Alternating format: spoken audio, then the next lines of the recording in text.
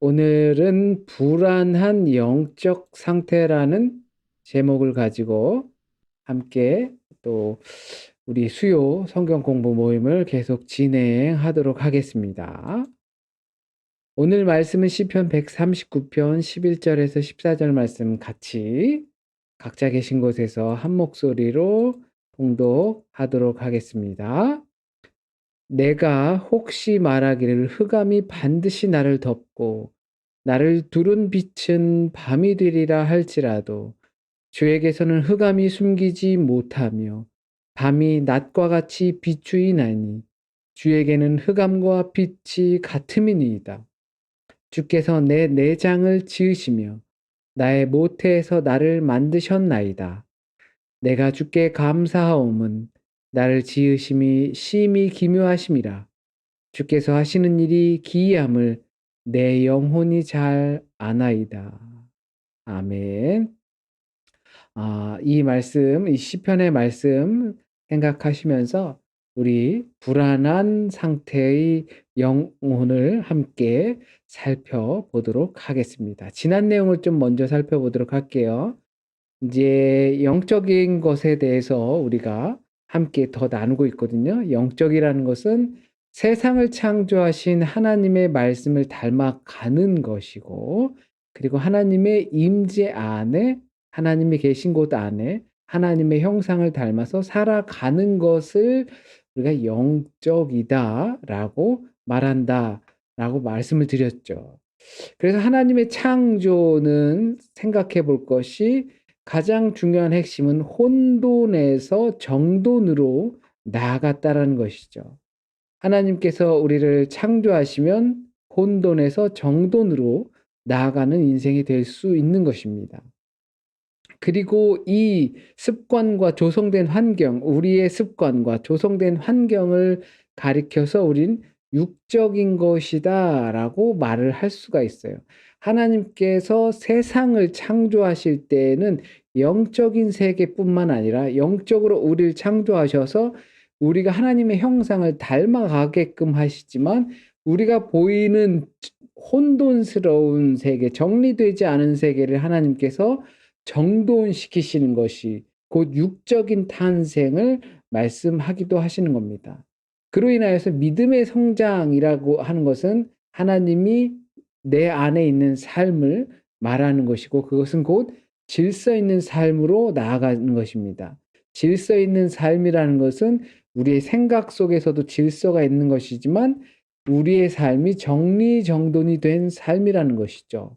그거에 따라서 생각의 우선순위에 따라서 질서에 따라서 변화되는 우리의 육적인 삶을 뜻하는 겁니다. 질서 있는 삶을 위해선 기본에 충실한 시간 관리가 필요한 겁니다. 그리고 내게 보이는 주변 관계들을 정리할 필요가 있는 것입니다. 질서 있는 삶을 위해서 시간 관리를 해야 되고 주변 정리를 해야 합니다. 이것은 우리의 육적인 삶이 질서를 잡아가는 곧 정돈되어지는 길인 것입니다. 이 정돈되어지는 삶을 통해서 하나님의 있는 삶을 우리는 영적으로 경험할 수 있게 되는 것이죠. 그래서 내 몸이 먹듯 우리 영혼도 먹고 자라고 한다라는 것을 지난주에 함께 주제로 말씀을 나눴습니다. 자, 정서 또는 감정, 이 환경에 따라 변하는 내면 상태를 다스릴 수 있는 사람이 되어야 하는 것입니다. 환경에 따라서 우리는 변하게 되는데요. 그럴 때마다 내 내면 상태가 환경에 따라서 동일하게 변화가 되면, 그러니까 슬픈 일이 있을 때 슬퍼지고 힘든 일이 있을 때 힘들어지고 당연히 그렇게 되는 게 보통 우리의 정서입니다. 그러나 그것을 다스릴 수 있는 사람이어야 하는 거죠. 정서적인 상태로 영적인 상태를 우리는 바라볼 수 있게 됩니다.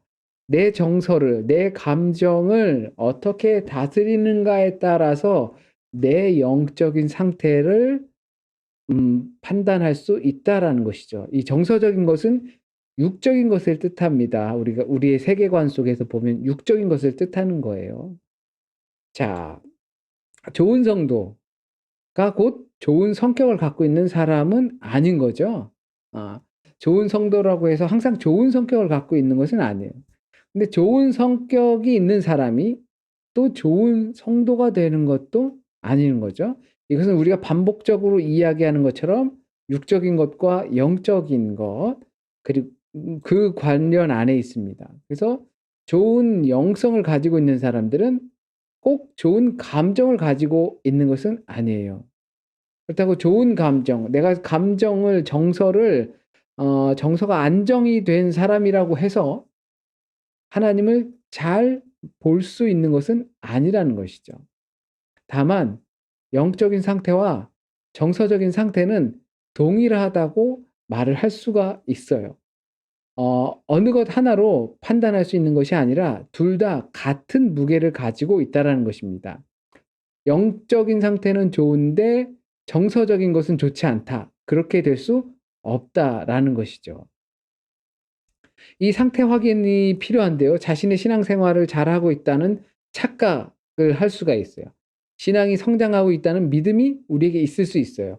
그렇다는 것을 우리의 영적인 상태로 확인할 필요가 있습니다. 요한복음 1장 12절 말씀을 보겠습니다. 영접하는 자 곧 그 이름을 믿는 자들에게는 하나님의 자녀가 되는 권세를 주셨으니 주님을 영접하는 자에게 그 이름을 믿는 자들에게 하나님의 자녀라는 신분을 주셨다라는 거죠. 베드로전서 2장 9절 말씀에 너희는 오직 택하신 족속이요 왕 같은 제사장들이요 거룩한 나라요 그의 소유된 백성이니 우리를 하나님께서 택하셨다고 했고 왕 같은 제사장이라고 했고 또 하나님의 나라라고 했고 그의 소유된 백성이다라고 우리의 신분을 말씀해 주셨어요. 우리의 정체성이 무엇인지를 말씀하시는 거죠. 고린도전서 3장 16절 말씀 너희가 하나님의 성전인 것과 하나님의 성령이 너희 안에 거하시는 것을 알지 못하느냐. 우리의 육체라는 이 성전 안에 하나님의 성령 곧 영적인 것이 우리 안에 거한다라는 것을 말씀해 주고 계십니다. 그러면 우리의 상태를 확인할 영적인 상태를 확인할 필요가 있는데요. 정서와 감정을 바탕으로 확인할 필요가 있습니다. 나의 정서 상태, 나의 감정 상태가 영적인 상태랑 별개가 아니기 때문에 이 내 감정의 상태를 확인하기 위한 질문들이 필요합니다. 나의 정체성을 말해주는 것이 과연 무엇인가? 여러분의 정체성, 저의 정체성은 뭔가요? 사역자 또는 직분자 또는 부모 또는 자녀, 직장인, 친구, 아내, 남편. 나의 정체성은 이 중에서 어디에 해당된다고 생각하시나요? 어느 부분에서 나에 대한 신뢰가 가장 많이 나오는가요? 아, 사역자로서 내가 신뢰를 더 하는지, 나 자신에 대해서, 아니면 직분자로서, 아니면 부모로서, 아니면 자녀로서, 친구로서, 아내로서, 남편으로서, 내가 생각할 때 나는 어느 부분에서 신뢰를 얻고 있는가라는 것을 한번 생각해 보시기 바랍니다. 이 부분들을 다 잘할 수 있을까요? 어느 누구도 하나의 역할만을 가지고 있을 수는 없어요. 우리가 살아가는 환경 속에서 때로는 직장인이면서 부모이면서 자녀이면서 친구이면서 아내이면서 남편이면서 이러한 것들의 여러 가지 신분을 가지고 우리는 살아가게 되어 있어요. 이 부분들을 어느 하나라도 소홀히 할 수 있는 부분은 사실 아니죠. 우리의 인생 가운데에서. 그렇다면 이 부분들을 다 우리는 잘 해낼 수 있을까요? 고린도후서 12장 9 절에서 10절 말씀입니다. 나에게 이르시기를 내 은혜가 내게 족하도다. 이는 내 능력이 약한 데서 온전하여짐이라 하신지라. 그러므로 도리어 크게 기뻐함으로 나의 여러 약한 것들에 대하여 자랑하리니 이는 그리스도의 능력이 내게 머물게 하려 함이라. 그러므로 내가 그리스도를 위하여 약한 것들과 능욕과 궁핍과 박해와 곤고를 기뻐하노니 이는 내가 약한 그때의 강함이라. 아멘. 바울의 고백이죠. 본인이 약할 상황에 처했을 때 주님께서 강하게 되신다라는 것을 확언하는 내용입니다. 우리의 정서적인 건강 상태를 체크할 리스트를 한번 보겠습니다. 아, 내가 무언가를 일을 하고 있는 이유가 무엇인지 한번 생각해야 합니다. 내가 어떤 일을 하죠. 저는 목회 일을 하고요. 또 다른 자녀를 위해서, 아내를 위해서, 또는 가정을 위해서, 교회를 위해서 어떠한 일들을 합니다. 그 일을 내가 하는 이유가 무엇인가? 우리는 생각해 봐야 합니다. 점검해 보는 거예요. 내 안에 있는 나타나는 이 감정들을 나는 어떻게 대처하고 있는가? 기쁜 일이 있고 슬픈 일이 있고 어려운 일이 있고 힘든 일이 있고 쉬운 일이 있고 막 여러 가지 감정들이 우리에게 하루에도 여러 번씩 나타나겠죠. 그 감정들을 우리는 어떻게 치부하고 있는가 한번 생각해 보시기 바랍니다. 내게 즐거움을 주는 것들을 어떻게 대하고 있는가? 내가 무언가를 했을 때 기분 좋은 것들이 있어요. 즐겁고 행복감을 느끼고 그런 것들을 하면서 어떤 감정이 드는가? '아 이래도 되나? 이러면 안 되나?' 어떤 감정이 드는지 한번 생각해 보세요. 그리고 나의 과거를 감추고 싶지는 않은가? 지나온 나의 시간들 그것들을 당당하게 말하기가 부끄럽고 어렵고 그런 게 있는가 생각해 볼 필요가 있습니다. 이것들을 한번 스스로 우리 각자에게 질문을 하시고 그리고 이제 살펴보도록 하겠습니다. 내가 하는 일, 그 이유가 무엇인가? 성속의 구분이 확실한가? 내가 하는 일이 한편으로는 거룩한 일이고 한편으로는 속된 일이다. 라고 생각하는 부분이 있는지 특히나 우리가 하는 제가 하는 목회 일에 있어서 저희가 요번에 사사기를 묵상하면서도 이 부분이 저에겐 굉장히 많이 이렇게 다가오더라고요. 하나님의 일을 하니까 그 하나님의 일은 과연 거룩한 것인가? 또 그렇다고 해서 다른 일들은 그러면 직장 생활하고 학교 생활하고 이런 일 그러기 위해 이 환경을 지키기 위해서 하는 일들은 그러면 과연 거룩한 일이 아닌가? 그 구분이 확실한지 한번 생각해 보시기 바랍니다. 그리고 그 일을 하면서 내가 근데 일에 집중하는 것이 아니라 이 일의 목적이 하나님과 동행하고 있다라는 것을 확신하면서 살아가고 일을 하고 있는가. 제가 목회직을 하면서 이 일이 어떤 일처리나 어떤 결과를 내기 위한 것에 집중하는 것이 아니라 이 일을 하는 과정 중에 하나님께서 함께하고 계시다라는 확신이 내 가운데 또는 그것을 위해서 하고 있는가? 저는 생각해 보는 거죠. 가정에서 생활하시고 직장을 생활하시고 자녀들을 양육하시면서 그것이 하나님과 동행하고 있는가라는 것을 살펴보아야 합니다. 어쩌면 '내가 거룩한 일을 한다.'라고 생각하면서 이것이 나를 위한 만족이 아닌가 한번 생각해 보셔야 합니다. 하나님을 위한 만족인지. 어쩌면 저를 통해서 최근 들어서 종종 많이 들으셨을 겁니다. "저는 지금 목회하는 것이 행복하다."라고 말씀을 드린 적이 여러 번 있는 것 같아요. 그래서 어쩌면 그것들을 기억하실지 모르겠어요. 곰곰이 생각해 보면 과연 이게 하나님께서 나와 함께 하시기 때문에 행복한 건지 아니면 그냥 내 만족감이 채워져서 그의 반응으로 행복감이 있는 건지 그런 생각을 하게 되더란 말이죠.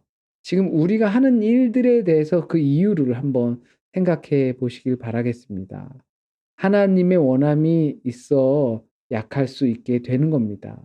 우리의 약한 부분들이 하나님께서 우리를 통해서 하시고자 하는 부분들이 있다라고 생각할 때 그것을 통해서 우리는 내 부분도 약할 수 있다라는 생각입니다.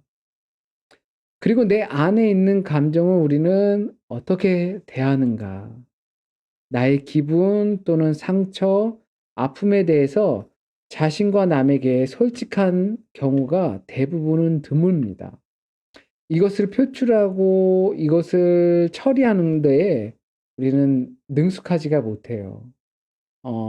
슬픈 감정들이 있고 힘든 감정들이 있을 수 있죠. 부정적인 감정에 우리의 삶이 지배가 되면 우리는 무기력해지기가 쉽거든요. 그러다 보니까 그것을 그냥 회피하는 경우도 분명히 있다라는 것이죠. 그것은 진정한 안정감이 아닌 것이에요. 자신의 감정을 다스리되 그 감정들을 우리는 무시해서는 안 됩니다. 그 나타나는 감정들을 직면해야 돼요. 그리고 그 감정들을 가지고 어떻게 하겠습니까? 하나님 앞에 내려놓는 연습이 필요한 겁니다. 이것이 어떻게 보면 정말 구체적이지 못한 방법이에요. 그러나 우리 안에 나타나는 그런 부정적인 감정들도 또는 긍정적인 감정들도 다 처리하는 데 있어서 우리가 능숙하게 할 필요가 있는데 그것이 자주 그것을 감추는 것이 아니라 드러내 놓는 것이에요. 사람들에게 드러내 놓기가 어려울 때 그것을 하나님 앞에 드러내 놓는 것입니다. 그리고 육체적으로 감정적으로 또는 영적으로 그것은 건강하지 않기 때문에 그런 것입니다. 우리가 정서를 우리의 감정적인 부분들을 회피만 한다라는 것은 이 영적인 부분에서도 우리가 까다로운 부분들을 회피하기 쉽다라는 것이죠. 우리가 우리의 감정들이나 정서 부분들을 잘 다스리지 못하면서 우리의 영적인 상태를 다스린다라는 것은 그것은 말이 안 되기 때문에 그런 거죠. 육적인 상태, 내 삶의 질서를 잡는 것, 정돈을 시키는 것만큼이나 우리의 영적인 상태가 정리된다라는 것처럼 우리의 더 가깝게는 우리의 정서 상태, 감정 상태를 다스리고 또한 들여다보고 솔직하게 그것들을 대응할 때에 우리의 영적인 상태도 더 솔직하게 대응하고 들여다볼 수 있기 때문인 것입니다. 성경은 안 좋은 모습과 나약한 모습을 영웅처럼 바꾸지는 않습니다. 다만 나약함과 상처와 실패를 하나님 앞에 내어놓고 하나님께서 다시금 그 상태를 새롭게 쓰임 받는 모습을 성경은 기록하고 있는 거예요. 다윗이 대표적인 그런 인물이죠. 정서 상태와 그로 인한 범죄 상태. 그러나 그것들을 통해서 하나님께서 새롭게 쓰이는 거죠. 바울도 역시 그와 같은 상태입니다. 베드로 역시 그와 같은 상태예요. 내게 즐거움을 주는 것들을 인제 어떻게 대하고 있는가. 우리에게 주어지는 인제 즐거운 감정들이 있어요. 그러나 이 탐닉과 혼동해서는 안 되겠죠. 누구는 영화를 보면 즐거울 수 있어요. 누구는 운동을 하면 즐겁고 누구는 요리를 하면 즐겁고 누구는 음악을 듣고 이럴 때 즐겁고 이 우리에게 즐거움을 주는 즐거운 감정을 주는 요소들이 있어요. 그런데 이것들이 '성경적이지 못하다.'라는 어떤 알 수 없는 근거를 가지고 그것을 부정적으로 치부할 수도 있거든요.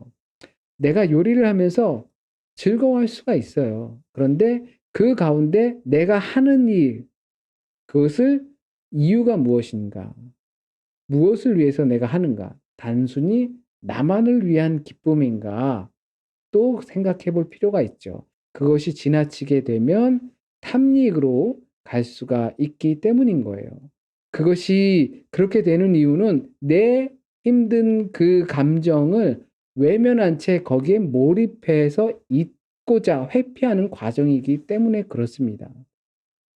우리가 운동을 하고 여가를 보내고 가족과 여행을 다니고 하면서 그것들을 통해서 우리는 회복되고 때로는 쉼을 얻을 수가 있게 되고 그 과정을 통해서 그 역시 하나님께서 우리를 움직이고 계시다라는 것을 깨달을 수 있는데 그 과정을 단순히 회피의 수단으로 사용하면 안 된다라는 것입니다. 나의 과거를 감추고 싶은가? 과거를 묻지 마세요. 뭐 이런 옛날에 노래도 있죠. 그러나 이 과거 없는 현재는 절대 있을 수 없다라는 거 누구나 다 알 것입니다. 감추고 싶은 과거들이 다 있어요. 부끄럽고 창피한 과거들이 다 있어요. 그러나 그것을 감추고 싶은 것은 여전히 그 상처에 묶여 있기 때문일 확률이 매우 높다라는 것이죠. 치유와 회복은 나의 과거를 이렇게 쓰다듬어 주는 거예요. 우리의 지난 흠투성이인 그 과거들을 어 이렇게 막 계속 쓰다듬어 주는 거예요. 그것을 통하여서 그 좀 감추고 싶은 그 과거를 통하여서 지금의 회복된 모습이 우리에게 나타나는 것이기 때문에 그런 거죠.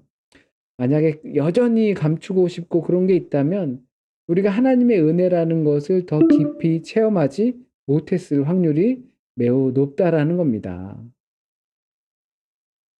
네, 시간이 얼마 없는데요. 네.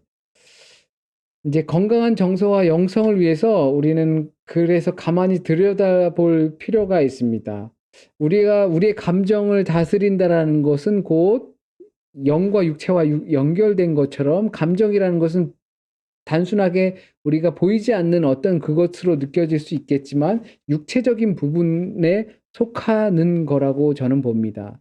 그래서 이 정서를 잘 다스릴 수 있는 방법이 이 영성을 향해서 연결이 되는 것이죠. 그렇기 때문에 우리의 정서 상태를 감정 상태를 잘 나 자신을 우리의 삶을 들여다보는 게 굉장히 필요해요. 이것은 시간을 갖고 들여다보는 것이요. 오늘 하루 동안 나는 어떤 감정과 정서 상태로 살았는가, 어떤 육체적인 그 상태로 살았는가를 들여다보는 것. 이것이 기도도 되고 묵상도 되지요. 이것들 하나님의 말씀으로 더 깊이 조명해 보는 것. 이것이 자기 성찰이 되는 거예요. 이것을 습관화시키는 것이 제가 말씀드린 것처럼 오늘의 일기를 작성하는 거예요. 그게 굉장히 큰 도움이 됩니다. 그렇게 되면 우리의 삶이 속도를 줄이는 느긋한 삶이 됩니다. 느린 것이 무조건 다 좋은 거 아니고 빠른 것이 무조건 다 나쁜 것은 아닙니다. 다만 우리가 빨리빨리 서두르다 보면 익숙해지지 않은 상태에서 서두르게 되면 실수가 나게 되기 때문이에요. 그것은 곧 우리가 먼저 자기를 성찰하고 묵상하고 말씀으로 조명하다 들여다보는 이 삶을 통해서 느긋함이 먼저 유지되어야 하는 것입니다. 그리고 하나님의 사랑의 닻을 내리는 삶이 되고요. 우리가 착각하는 그런 이상적인 환상에서 벗어나는 삶이 되는 것입니다. 이것이 자기를 성찰하면서 우리에게 주어지는 정서적으로 건강한 상태, 그것이 곧 영적인 상태로 나아가는 과정이라고 볼 수 있죠. 모든 인간은 상처와 아픔을 안고 살아갑니다. 없을 수가 없어요. 분명히 다 누구나 다 이와 같은 상태가 있습니다. 그러나 그 상처를 껴안고 끌어안고 살아가는 것은 우리의 정서를 건강하게 만들지 못합니다. 우리의 영적인 것을 건강하게 만들지 못합니다. 하나님의 임재를 우리의 삶에서 나타나지 못하게 합니다. 우리의 삶이 질서 있는 삶으로 가지 못하게 합니다. 영적인 사람이란 우리의 환경, 주변 환경, 삶의 방향성이 질서가 잡혀 있는 사람입니다. 그렇게 질서가 잡혀 있는 사람은 우리의 정서 상태를 회피하지 않고 바라보며 조명하여서 정서적으로 안정을 찾아가는 사람입니다. 그 사람들은 건강한 신앙을 갖게 되는 이러한 과정이 있다라고 생각합니다. 우리에게 불안정한 영적인 상태가 있을 수 있습니다. 그러나 그것을 우린 회피해서는 안 됩니다.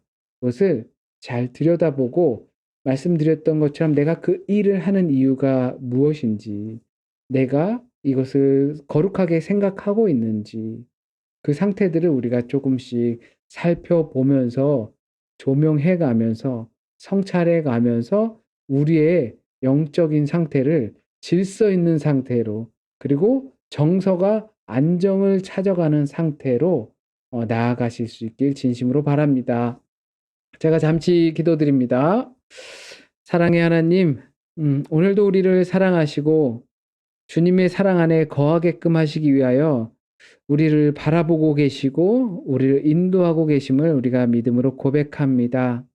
주님, 이 시간 우리가 나눈 이 말씀의 내용들이 어 우리의 상태를 더 깊이 바라다보고 자세히 바라다보고 보기 싫은 그러한 상태를 회피하는 것이 아니라 그것을 하나님 앞에 내려놓습니다. 하나님, 저 이런 사람입니다. 이것밖에 되지 않는 사람입니다. 이것밖에 되지 않는 저를 사랑하셔서 주님의 십자가로 그 십자가로 사랑의 표현을 보여주셨으니 우리가 그의 삶을 닮아갈 수 있길 원합니다. 하나님 그렇게 고백할 수 있게 하여 주시고 이 정서적인 상태를 우리가 바라보는 것이 이것을 통하여서 하나님의 사랑을 더 깊이 깨달을 수 있는 계기가 될 수 있도록 하나님 인도하여 주세요. 오늘 수요일 저녁입니다. 평안한 안식의 저녁이 되게 주님 인도하여 주시고 또한 무엇보다도 육체적인 건강의 상태, 육체적인 혼돈의 상태, 정돈되지 않고 질서가 없는 삶의 상태에서 우리의 삶이 정돈되어지고 하나님의 임재를 경험하면서 살아가는 삶이 될 수 있도록 하나님 인도하여 주세요. 오늘도 우리와 함께하여 주심을 감사드리며 모든 말씀 우리 주님 예수 그리스도의 이름으로 기도드립니다. 아멘. 네, 감사합니다.